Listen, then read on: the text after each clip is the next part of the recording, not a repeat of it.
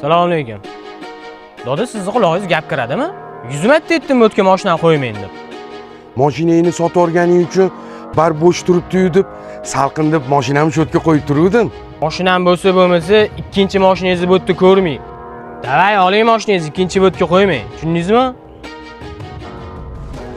Ha, qo'shni, tinchlik. Assalomu alaykum. Ana chollar. Har kuni aytaman, qo'yma deyman, qo'ydirib oladi. Davay, oling deb oldim.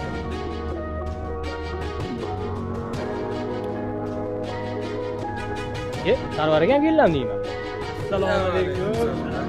Siz yangi mashina olibsiz-a? Qimmat bo'lsa kerak, havas qildim lekin.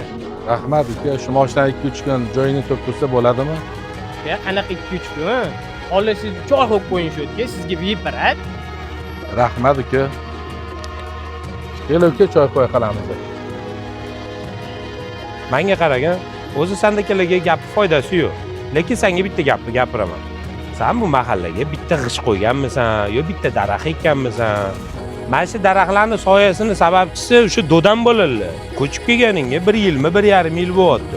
Qilayotgan muomalangni qara. Odamlarning martabasiga, mashinasiga, kiygan kiyimiga qarab muomala qilmagan. Seni ham bir tinga olmaydiganlar bor. Satqiy odam. Kattalarni hurmat qilishni o'rgangan. Bizning mahallada shunaqa. Sen qoluvding o'zi menga aql o'rgatmagan. Sen ham dodingni sortidansan. Nima balo paslan domiga ko'chib kelganmanmi deyman.